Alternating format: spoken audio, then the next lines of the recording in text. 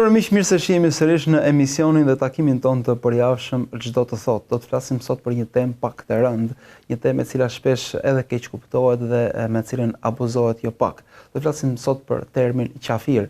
Ç'u kuptim ka ky term dhe po themi si keq përdoret dhe si abuzohet shpesh ky term, po dhe cila është vlera dhe kuptimi real i këtij termi. Edhe sot për këtë temë do të na flasë hoxha e nderuar me të kala. Hoxha Samuel mirë se vini. Aleikum selam wa rahmatullah. Nga vjen kjo fjalë hoxh dhe ç'u kuptim ka? Flitet edhe përflitet shumë kjo fjalë, sidomos në ligjërimet e hoxhallarëve, po faktikisht është edhe fjalë e fjalorit gjuhës shqipe, dhe përdoret zakonisht për ata që mohojnë ose nuk besojnë, dhe më shumë ti që përdoret le të themi në retorikën e ligjëruesve të besimit islam si term.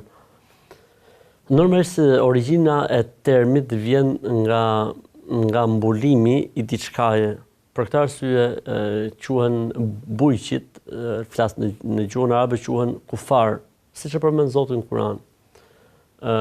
Ndërsa si term, për këtë arsye është quajtur, si më thën, ai që mohon, është quajtur kafir apo qafir, që përdoret, si më thën, është shqipëruar, sepse ai është mohues, pra mbulues i një të vërtete.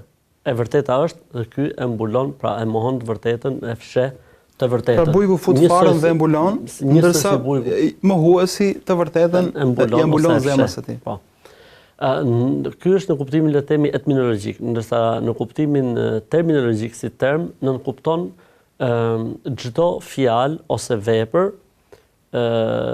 me të cilën ose nëpërmjet të cilës individi shpreh mosbesimin e tij apo refuzimin e fesë dhe të besimit islam. Mosbesimi mund të jetë me fjalë, mund të jetë me vepra. Ka dhe një formë tjetër të mosbesimit që është mosbesimi i brendshëm. Pra njeriu në të vërtetë nuk beson në vetveten e tij, por se shfaqet si besimtar. Kjo ka një terminologji tjetër. Pra është ai termi munafik ose munafik ose dyftyrësh ose hipokrit. Ndërsa kur njeriu shprehet qartë ose deklarohet qartë ose vepron qartë diçka që tregon mosbesimin e tij ose mohimin e tij për fen islame ose një detaj nga detajet e islamit, atëherë në këtë rast ky njeri meriton emrin qafir. Pra për shembull, le të themi një njeri e pranon gjithë islamin, po thotë gjë, unë këtë detaj të islamit nuk e pranoj dot, nuk e honeps dot. Se besoj që kjo të jetë e vërtetë apo nga Zoti, automatikisht ky njeri, domethënë ne nuk po flasim për gjykimin mbi njerëzit. Si rregull po. Ne po flasim si rregull, mohimi i islamit në tërësi, ose i një detaj prej detajeve që personi e din që kjo është prej islamit, ose veprimi i diçkaje që tregon mosbesim, ose deklarimi i qartë në mosbesim apo në mohim të ndonjë detaj. Në këtë rast, domethënë kemi të bëjmë me atë që quhet kufër ose në arabisht i thon kufër, pra mohim, dhe është përdorur pastaj si term kafir, pra ose qafir, ai i cili bën aktin e mohimit ose bën deklaratën e mohimit apo shpreh në një formë apo në një tjetër, domethënë mohimin e tij. Normalisht që kufri ose mosbesimi është akti më i rëndë që bën njeriu sepse refuzon ose mohon ose i bie hasha, siç themi në gjuhën le të themi popullore, i bie hasha besimit vërtet, i bie hasha Zotit apo i bie hasha diçka që ka të bëjë me detajet e islamit, si për shembull njerëzit, për shembull gjejmë që nuk e kanë problem ta deklarojnë veten e tyre si besimtar musliman, por kur vjen puna për botën tjetër, menjëherë reagojnë negativisht. Mirë, po njëri i cili thot vetes musliman dhe nuk e beson botën tjetër, atëherë ky është problem shumë i madh, sepse ti thua unë besoj që Kurani është fjalë e Zotit, po jo të gjitha gjërat aty janë vërteta. Sepse ky Kur'an ka njoftuar se ka një botë tjetër dhe i ditë do të ringjallemi, do të japim llogari përpara Zotit dhe ka xhenet dhe ka xhenem. Pra, mohimi një detaj, për shembull le të themi çdo gjë thotë pranoj nga Islami, po me të thënë drejtën ndalimi i alkoolit më duket jo normal, për shembull. Kështu që ose bërja e veprave, pra mund të jetë kufri ose mosbesimi me vepra, shkon dhe i përulet apo i bie në sejdë një idhulli apo një pute që njerëzit adhurojnë si Zot përveç Allahut. Në këtë rast prapë kemi të bëjmë me mohim ose mohimi një pjesë nga Kurani, thotë kjo s'm duket normale për kohën që jetojmë. Por zotëri, Kurani ka ardhur për gjithë kohrat, nuk mund të jesh ti gjykuesi i Kuranit. Kurani ka ardhur për të na gjykuar ai neve, pra për t'ju referuar atij në gjykim, jo për ta marrë në gjyq Kuranin. Ose çdo gjë bukur nga jeta e profetit ose nga fjalët e profetit, po kjo puna për shembull e mizës në gjell, kjo është e neverishme dhe nuk duhet të pranuar se është jo normale, për shembull, Po mirë, ka njerëz që realisht janë brumosur ose janë edukuar me një lloj skepticizmi dhe vërtet disa gjëra e kanë vështirë të pranojnë. Ndoshta ju duken dhe realisht të pakuptimta, pakuptueshme. Këta njerëz nuk konsiderohen musliman, si mund të veprohet? Pra, më njëherë sa po shohim një deklaratë të tillë, këta njerëz kuptohet që janë qafir apo të pranimi i gjërave është një proces i cili ka disa faza dhe ka disa, po themi, disa hapa derisa arrihet në përfundimin për të thënë që personi. Ne po flasim për këtë arsye, unë edhe e cilësova pak më herët, thash ne po flasim për rregullin si funksionon, nuk po flasim për individët si gjykohet mbi ta. Nëse jemi përballë një situatë individi i cili është skeptik, çfarë këshillon që të veprojmë? Ka arsye pse ky njeri është skeptik. Mund të jetë sistemi që ka kaluar, mund të jetë ideologjia që ai ka përqafuar përpara Islamit, mund të jetë një linjë filozofike me të cilën ai është brumosur dhe është i bindur që ajo linjë filozofike orienton tek disa të drejta, le të themi, të padiskutueshme. Dhe normalisht në këto lloj situatash, për këtë arsye në Islam, domethënë nëse njeriu bën kufër, nuk gjykohet më njëherë për të derisa ky njeri të sqarohet. Çfarë do të thotë sqarohet? Të largohen të gjitha dilemat dhe dyshimet që ai mund të ketë ose shkaqet që kanë çuar deri në këtë lloj situate. Dhe këtë nuk mund ta bëjë çdo kush. Nëse vjen njeriu kompetent dhe bën sqarimin e duhur dhe largon të gjitha dyshimet dhe personi kthjellohet për të drejtën dhe për të vërtetën dhe pastaj pozicionohet gabimisht, pozicionohet me qëllim në krahun e kundërt të vërtetës, duke e ditur të vërtetën dhe duke mos pasur në veten e tij asnjë lloj dyshimi më për veten, po për hir të postit, për hir të pushtetit, për hir të famës, për hir të le të themi për pozicionin që ka fituar ai në shoqëri në emër të kësaj të pavërtetë që ai e ka shitur si të vërtetë, për shembull, dhe ai nuk heq dorë, atëherë është çështje tjetër. Përndryshe, nuk mund të gjykojmë asnjëherë për një. Për këtë arsye, në çështjet e le të themi të bërit tjetrit qafir, ka dy çështje që janë shumë të rëndësishme. E para, nuk zbatohen rregullat dhe ligjet ose le të themi formulat nuk zbatohen mbi individët. Dhe e dyta, ai i cili zbaton rregullat dhe ligjet dhe teoremat, le të themi, të quajturit një person jo besimtar mohues duhet të jetë një njeri, thon, pra në dietarët në librat e tyre, i thelluar në shkencat e Islamit ose i specializuar në fushën e juridikut. Pra nuk është lënë hapur që gjithë secili të jap gjykime dhe të jap vlerësime se këta janë qafir ose këta nuk janë. Absolutisht, men qala li akhihi ya kafir faqad ba'a biha ahaduhuma. Ai që i thot vllajt vet o qafir, o jo besimtar, pra o mohues, o fe mohues, njëri prej tyre është sepse domethënë ai njeriu, domethënë që ke përballë mund të jetë arsyetuar. Prej arsyeve që domethënë kur individi nuk bëhet qafir, sepse mund të jetë i paditur, sepse mund të ketë le të themi një fe tjetër apo një besim tjetër, gjëra që kanë mbetur akoma dhe akoma nuk ka bërë ato azhurnimin, updatimin e duhur mes Islamit dhe fesë dhe besimit që ai ka pasur. Mund të jetë mosha. Pra, është ndryshe kur ti flet një njeriu 80 vjeçar që të heqë dorë nga një besim i cili është i gabuar dhe ndryshe kur flet një njeri i cili është djalosh i ri, i cili i kap gjërat, i kupton gjërat, i menaxhon situatat mirë. Pra mund të jetë mungesa e informacionit, mund të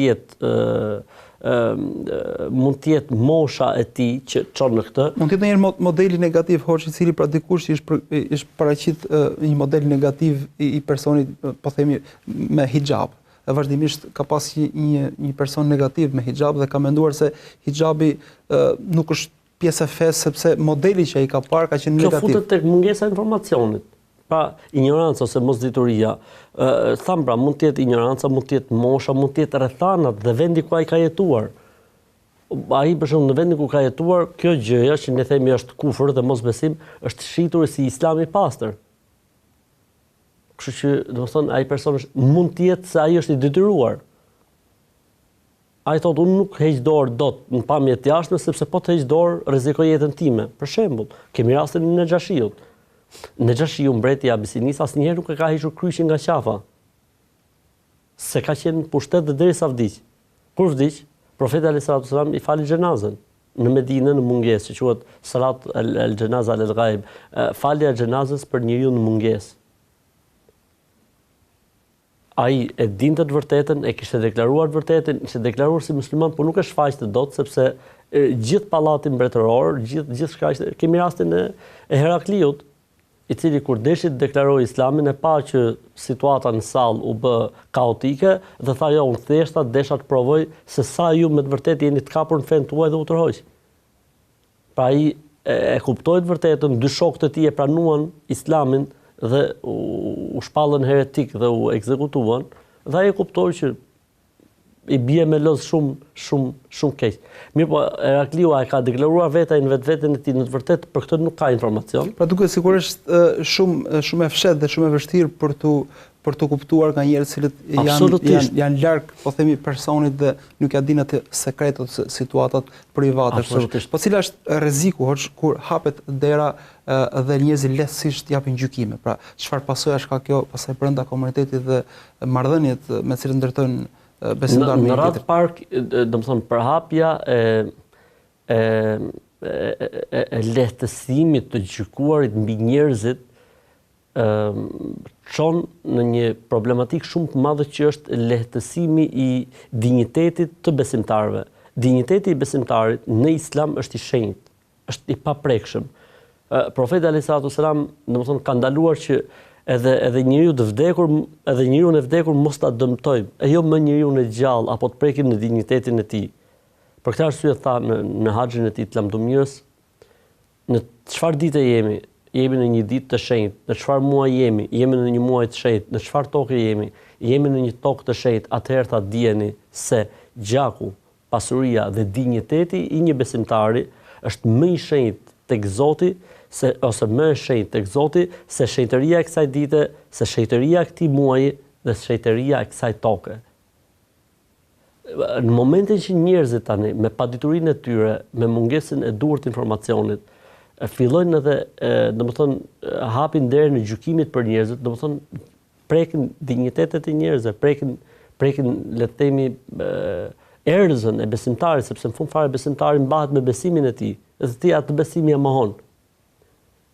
Kështu që domethënë shkon situata në anarshi, shkon situata në prishjen e referencave fetare, shkon situata në marrjen e udhëheqjes fetare ose e referimit fetar nga ignorantët dhe njerëzit emocional. Pra, na ka ndodhur për shembull se ne kemi një përvojë të hidhur. Mënyra se si janë hapur temat e diskutimit nëpër besimtar, kryesisht rrjetet sociale, në rrjetet sociale po edhe nëpër xhamia, dhe hoxha nuk ka bërë, domethënë atë sqarimin e duhur, po e ka lënë situatën të lirë, kanë filluar besimtarët, le të themi, apo xhamati asaj xhamie të gjykojnë mbi hoxhallarët, mbi besimtarët e tjerë, derisa ka shkuar situata në atë fazë që ato pastaj kanë filluar të menaxhojnë edhe hoxhën vet. Sepse hoxha më nuk mund dilte, sepse ishin disa rregulla të treshit që ai ja kishte dorëzuar xhamatit në dorë dhe xhamati e vente hoxhën përpara provës. Është qafir filani apo jo? Sepse ti na ka thënë kush e bën një deklaratë të tillë është qafir. Çfarë thua ti për hoxh filanin? O do të thoshte hoxha që është qafir, o do të thoshte hoxha jo se unë s'kam pas për qëllim atë. Edhe filluan të dalin edhe të bëjnë atë daljen edhe kundër hoxhës së tyre, domethënë edhe domethënë situata shkon anarshi pas anarshie, rëmuj mbas rëmuj dhe domethënë dëmi që i vjen Islamit dhe dëmi që i vjen. Është një sjellje ekstreme e cila pastaj sjell dhe ekstreme të tjera, si pasojë ekstreme. Ekstremi, le të themi, tekfirizmit apo i të bërit tjetrit qafir është një lloj virusi i cili synon botën islame, muslimanët, dietarët, hoxhallarët. Pra është një virus, domethënë kanceroz, i cili merret me trupin e besimit, me trupin e besimtarëve.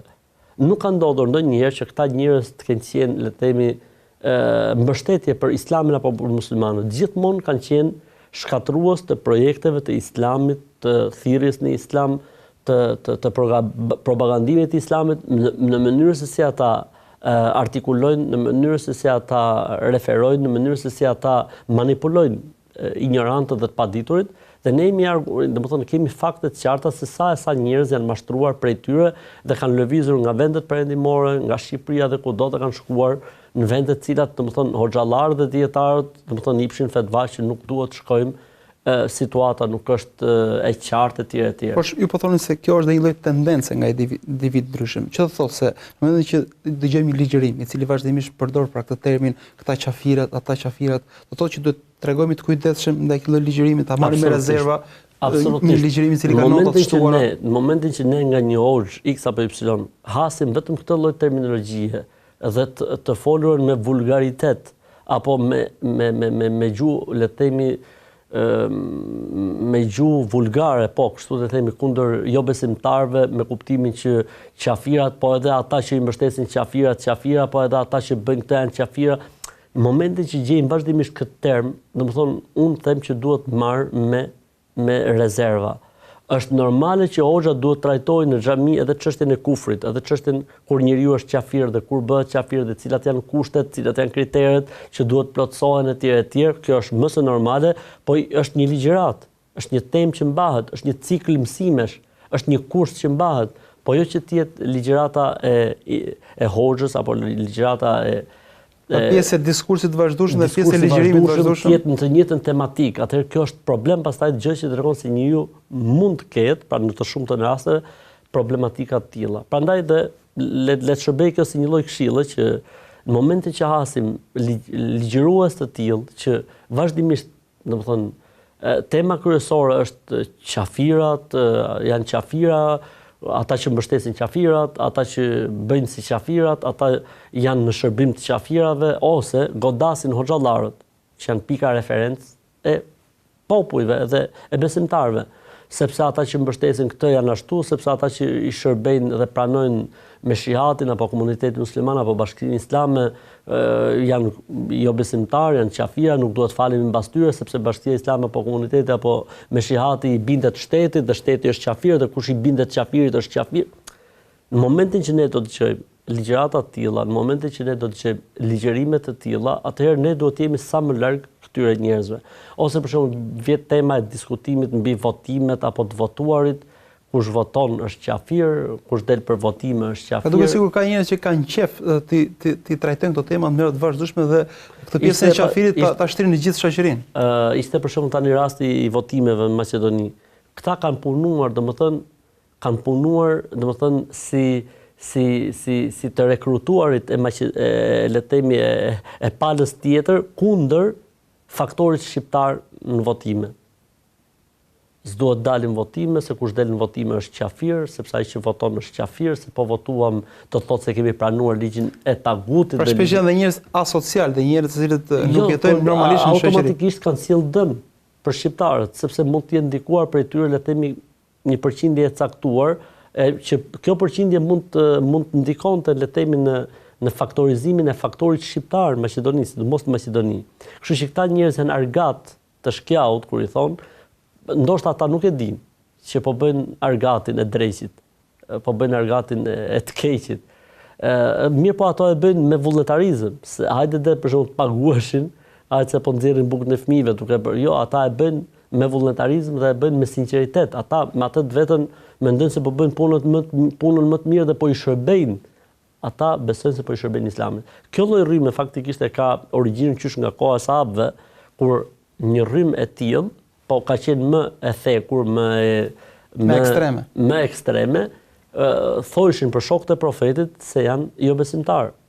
Dhe i kanë luftuar këta njerëz, kanë luftuar shokët e profetit se këta tha nuk janë besimtarë të vërtet, ne jemi besimtarë të vërtet. Pra shokët e profetit që sollën fen te këta nuk ishin besimtarë të vërtet. Këta e kuptuan fen dhe po luftonin jo besimtarët, shokët e profetit. Madje vetë profeti alayhis salam ka pas një kontakt me njërin prej këtyre, ndërkohë që profeti alayhis salam po shpërndante nga malli i luftës, ai i thot profetit, njërin nga këta, i thot o Muhammed, as o profet, as o pejgamber janë njerëz të pa edukat. O Muhammed i tha, nuk po ndan drejt, nuk po e bën ndarjen për hir të Zotit. Profeti siç e kishte mallin dorë la dhe ju drejtuar tha, e kush mund të mbaj drejtësi, apo kush mund të friksohet Zotit, nëse nuk i friksohem unë. Omeri në atë moment tha, o pejgamberi i Zotit, më jep leje, t'ja heq kokën këtij munafiku, që flet kështu për profetin. Tha profeti, jo Omer, sepse ai falet. Përderisa falet nuk na lejohet. Pastaj tha profeti alayhis salam, prej këtij do të dalin ata që e lexojnë Kur'anin më mirë se ju, falen më mirë se ju, ndonjëri për jush do ta urrej faljen e tij, Kur'anin e tij përpara tyre. Për në aparencë duken besimtar të përkushtuar. Por ata dalin nga feja dhe besimi siç del shigjeta nga harku. Dhe me të vërtet tregohet në histori, edhe unë kam bet domethënë shumë i habit për kësaj ngjarje, tregohet se Aliu radhiyallahu ta'ala anhu çon njërin prej sahabëve për të ruajtur kufirin me këta. Kur vjen ai të nesërmen, ati kishte ndryshuar ngjyra e fytyrës.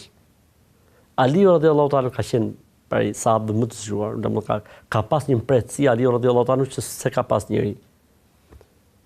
I thot Aliu, çfarë ke? I thot. I thot ky hiç asgjë, i thot.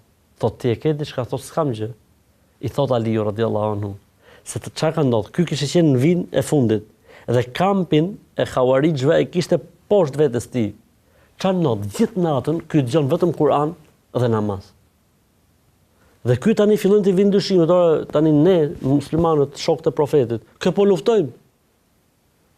I tha Aliu, i tha mos vall, tha, ke dëgjuar çfarë kanë bërë ata mbrëm natën? Po, tha. Atë i tha Aliu radhiyallahu ta'ala anhu, e kam dëgjuar profetin alayhis salam, i cili ka thënë, ndonjëri për jush kur të dëgjoj ose shoh faljen e tyre do ta urrej, përçmoj faljen e tij. Kur të dëgjoj Kur'anin e tyre do ta përçmoj Kur'anin e tij. Por Kur'ani i tyre nuk shkon deri në gërmaz.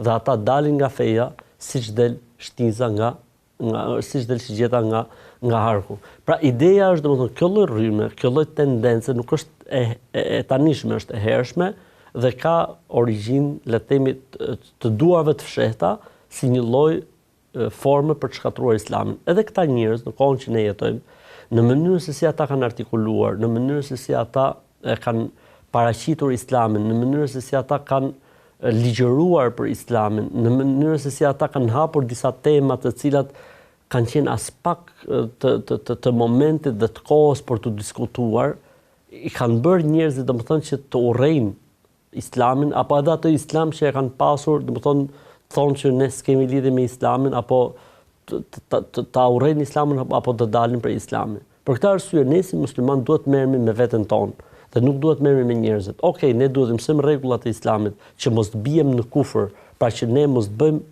akte apo mos themi apo mos bëjmë veprime të cilat na çojnë në mosbesim. Po kjo nuk do të thotë që këto rregulla ne si xhamat, pra si besimtar, t'i zbatojmë mbi njerëzit. As hoxhallarët nuk duhet ta bëjnë një gjë të tillë. Duhet ta bëjnë hoxhallarët e mëdhenj, duhet ta bëjnë dietarët e mëdhenj, duhet ta bëjnë ata të cilët kanë mbaruar për juridik, sepse është fusha e tyre, sepse ju takon në çështjet e martesës, divorcit, në çështjet e trashëgimisë islame dhe normalisht ata janë kompetent, përndryshe jo kompetentëve nuk ju takon të futen në këtë temë. Hoxh, bëjmë vetëm një shkputje të shkurtër dhe rikthehemi sërish te potin e temë, ndërmjet që shihim pas pak në pjesën e dytë.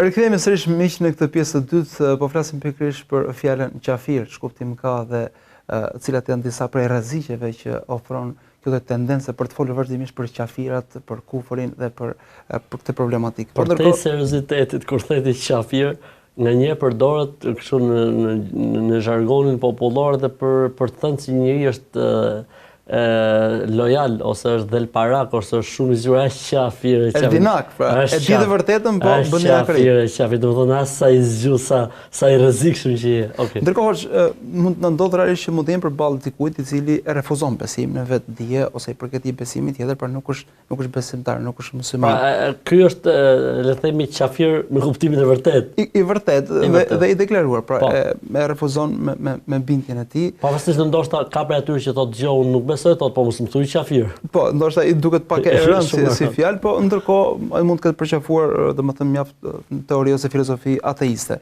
E cila është sjellja dhe qëndrimi me këta njerëz ne ai shohim me sy, po themi armiqësie, i shohim me sy negativiteti, i shohim si infeksion, pra si është raporti me këta njerëz, sepse shpesh ata mund të jenë dhe familjarë tanë. Islami erdhi pikërisht për këta njerëz.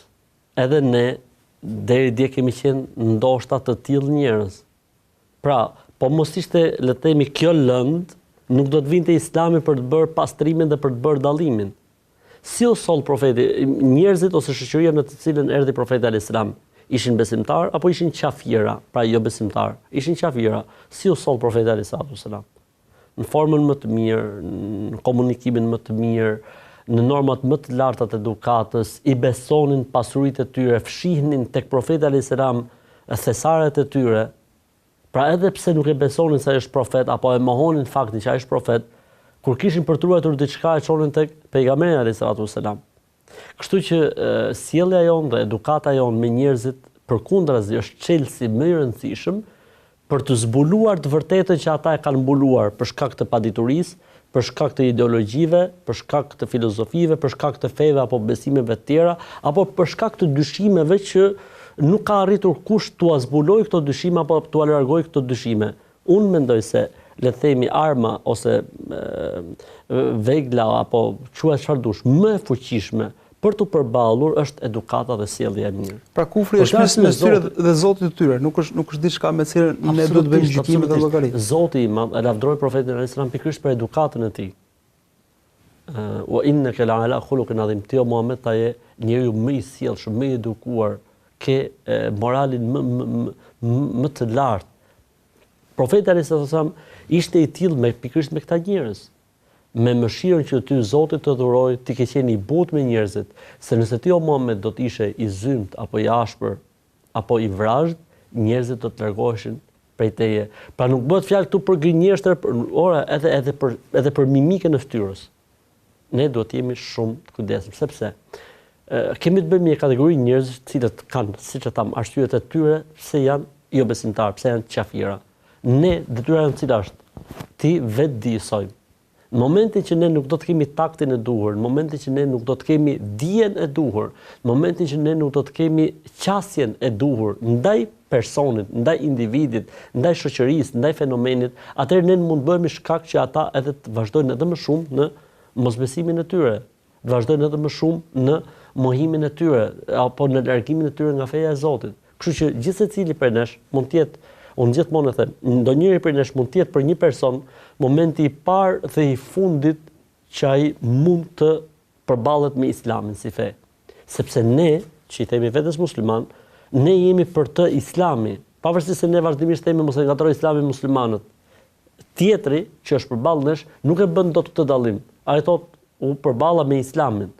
Dhe ti mund të jesh momenti i parë dhe i fundit dhe i vetëm i jetës ti që ai përballet me Islamin. Një Islam korrekt, një Islam le të themi i kohës, që i përgjigjet nevojave të kohës, din të reagoj me kohën, një Islam i cili largon dyshimet, një Islam i cili orienton njeriu tek me të vërtetë tek Zoti, tek besimi në Zot, një Islam i cili nuk përballet me shkencën dhe me të vërtetën shkencore etj, do ta bëj tjetrin padyshim të kuptoj që kemi të bëjmë me një vërtet nga Zoti i gjithësisë. Dhe në momentin që ai do të hasë me një musliman i cili përplaset me shkencën, duke hedhur poshtë shkencën sepse këtij nuk ja merr mendja që kjo të jetë e vërtet, sepse e do të shkruar në Kur'an çdo gjë për shembull. Apo ai has në një musliman i cili nuk ka nivelin e duhur për të mbrojtur të vërtetën apo për të larguar dyshimet, atëherë normalisht ne do të jemi një shkak më shumë që apo mos themi pastaj kur i mungon edukata apo sjellja apo qëndrimet armiqësore dhe asociale pastaj. Për këtë arsye profeti alayhis salam kur erdhi në Mekë dhe e gjeti Mekën jo besimtare, mbas çlirimit po flas, nuk po flas në kohën kur ai ishte në fillim fare. Erdhi dhe tha, kush futet në Qabe është i sigurt, kush futet në shtëpinë e tij dhe s'del jashtë është i sigurt, kush shkon tek kështjella e Ebu Sufjanit është i sigurt. Kush dorëzohet është i sigurt. Kjo ishte pas 13 vjet armiqësi që po këta i kishin bërë Muhamedit. Jo, mbas 21 vitesh. sepse çlirimi i Mekës ka qenë vitin e 7 apo 8 të Hijretit, do të thonë 13 vite, edhe 7 luftra, i thanë çfarë do të bësh me ne? Pra bëhet fjalë mbas një kohë gjatë luftra, shpërpjekjesh, do të thonë mënyra për ta vrarë, për ta ekzekutuar, çfarë mendon? Se tha, çfarë do të bësh me ne? I thanë. Tha ky, çfarë mendoni ju? Ata i thanë, po ti je fisnik. Birë fisnikësh. Pra ishte dëshmuar fisnikërinë e tij dhe pjekurinë e tij. Absolutisht. Tha, unë nuk do t'ju them gjë tjetër, vetëm se ashtu siç i tha Jusufi vëllezërve të tij, shkoni, Zoti ju falt. Atë i fali gjithë. Në momentin që ishte duke ardhur si çlirimtar, në momentin që ishte triumfator, në momentin që ishte përballur me ata njerëz që deri dje i ngritën betejë njëra mbas tjetrës kundër atij dhe kundër popullit të tij. Ky pra është morali, kjo është edukata. Pra në një rast një dietar i madh po debatonte me një nga këta, domethënë me këtë lloj kategorie, me këto specie, edhe i thot, po mirë, i thot, ti thot kur merr vesh thot se njëri bën një gabim ose bën diçka dhe më njëherë shpall qafir, thot, ti faktikisht thot çfarë ke gjykuar për këtë person? Tha, kam gjykuar, tha, se është për banorëve të zjarrit. Po mirë, tha, cili është dallimi mes misionit tënd edhe misionit të iblisit? Qëllimi i iblisit kush është? Që të çojë njerëzit në zjarr.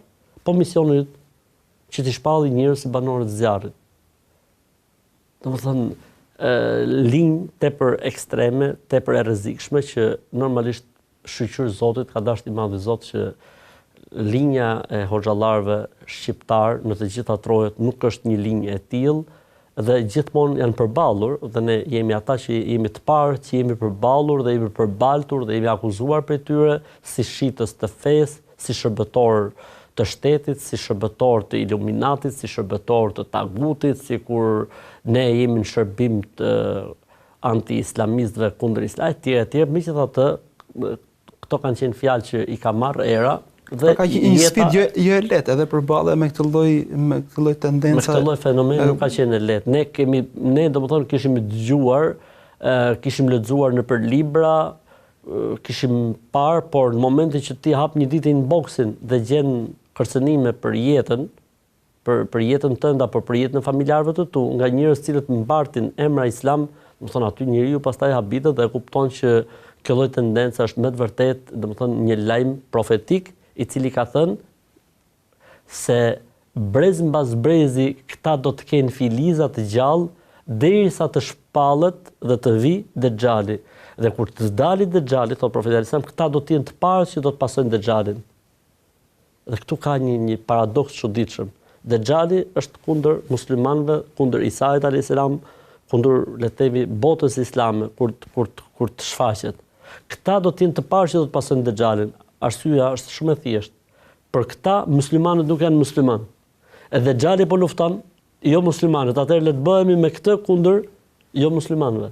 Dhe kështu kanë vepruar gjithmonë. Ose kanë qenë palë e Dexhalit dhe ushtrisë Dexhalit me vetëdije dhe koshiencë, ose janë bërë palë e Dexhalit dhe e pasuesve të Dexhalit pa vetëdije dhe pa koshiencë, ose të menaxhuar fshehtësisht prej tij dhe ushtrive të tij dhe ata kanë bërë punën e devotshme në përballjen kundër islamit dhe muslimanëve. Hoxh, ju tek xhamia juaj që është xhami qendrore, po pak a shumë njifi dhe ligjërimin dhe problematikën pothuajse në të gjithë jo vetëm të shqiptarë, por edhe më gjerë, dhe ku janë shqiptarët në Europë apo dhe më gjerë. Shpesh shumë prindër janë merakosur kur fëmijët e tyre ka filluar të shkojnë në xhami, pikërisht nga ky virus, se mos aty po mos ndoshta ekstremizohet, ndoshta përqafon një rrymë problematike, a mund të ketë një prind sot këtë merak? Pra, xhamia tona, a janë, po themi, imune ndaj këtyre viruseve, dhe mund të jetë një prind pa merak dhe të gëzohet nëse fëmia e tij shkon dhe merr një edukat fetare?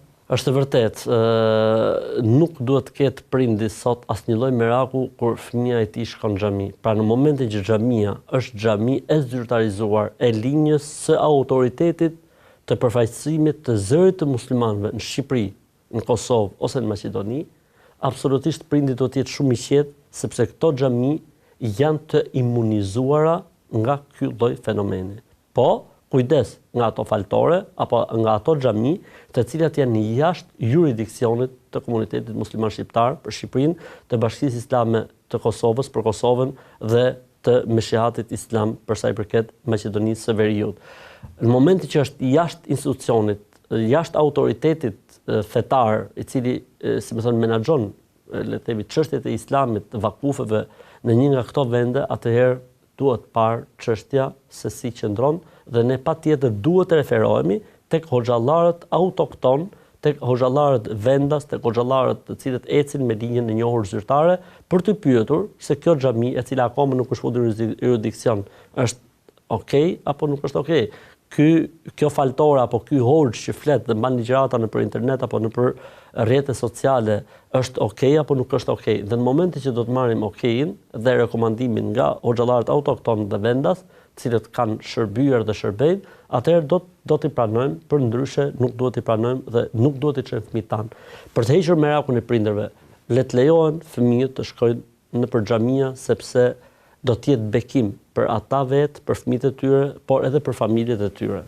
Shpesh ligjërimet tuaja hoxh janë dhe publike, shpesh në rrjetet sociale, pra mund të ketë akses çdo kush që ndoshta nuk është dhe prezent në xhami. A ka ligjërime të tjera pastaj përveç këtyre të cilat janë, po themi kështu, sekrete, nëse mund të themi kështu, apo gjithçka është publike dhe ndoshta çdo prind që ka merak mund të vijë dhe të prezantojë dhe të dëgjoj vetë. E vërteta është që nuk ka dhe nuk duhet të ketë dy forma ligjërimi, ligjërim i hapur dhe ligjërim i fshehur. Ligjërimi i Islamit është një, ai që mund të bëhet nëpër oda, nëpër takime dhe ai që mbahet në xhami. Dhe nuk funksionon me dy standarde, sepse kjo gjuha me dy standarde mund të funksionojë për një kohë të caktuar, pastaj të tradhton. Kështu që Islami nuk ka nevojë për dy standarde. Islami është i qartë, i thjeshtë, i kuptueshëm për të gjithë. Për këtë arsye, mirësia edhe e Zotit është që ne edhe ligjëratat javore, edhe ligjëratat ditore, edhe hutben e xhumas, çdo gjë e kemi live dhe e kemi pastaj të publikuar. Kështu që është lehtësisht e aksesueshme dhe çdo njeri mund ta shohë çfarë flet ky hoxha i rrugës Kavajës, apo kështu duhet të jetë faktikisht, po edhe ndoshta edhe kushtet dhe mundësitë nuk i kanë hoxhallarët e tjerë për ta bërë këtë punë, po neve fal Zotit na është mundësuar një gjë e tillë dhe elhamdulillah paraqesim. Hoxh, dhe diçka shumë shkurt në fund e kisha plan ta përmendja më herët. Shpesh ka hadithe, po ajete kuranore që profeti sallallahu alajhi wasallam thotë se kush e bën këtë vepër ka dalë prej feje. Do thotë se me një vepër njeriu del prej feje, pra si është ky gjykim dhe ky interpretimi i haditheve. Zotit shpërblet, shumë delikate kjo pjesë. Jo gjithmonë kur thuhet në një hadith që kush e bën këtë ka dalë prej feje, nuk kupton daljen prej feje, domethënë është bërë qafir ose jo besimtar. Shumë herë thuhet kush nuk e bën këtë ka dalë prej feje apo është bërë jo besimtar, me kuptimin e rrezikut që përbën një veprim i tillë apo një akt i tillë. Pra ne duhet të shohim fjala ose vepra është mohim tek përkufizimi i parë. Nëse nuk është mohim, po është gabim, atëherë konsiderohet mëkat dhe gabim, po profeti sallallahu alajhi wasallam e ka quajtur kufër, pra mosbesim, pra si sjellje jo besimtari, si vepër jo besimtari, po jo që personi ka bërë kufër apo ka mohuar Zotin. Që thotë që për çdo gjë duhet të pyesim edhe të mos nxitohemi që ta marrim ashtu literalisht ta interpretojmë. Nuk duhet të jemi asnjëherë literalist, po duhet të jemi kontekstualist. Hoxh, Zoti shpëleft. Amin, Zoti shpëleft. Ndërmjet që folëm në këto minuta për termin qafir, për kuptimet e tij dhe për abuzimet e tij, hoxha tha se çdo kush dhe çdo prind të mos ketë asnjë merak për fëmijët e tij, se nëse shkon në xhami, gjithashtu çdo prind ka mundësinë dhe ka aksesin për dëgjuar dhe përfituar nga çdo ligjërim i cili mbahet në xhami. Çdo ligjërim i tillë është i dobishëm jo vetëm për fëmijët, por se për gjithë shoqërinë. Sot është vlefsh që na ndoqët, mirë takofshim, selam aleikum.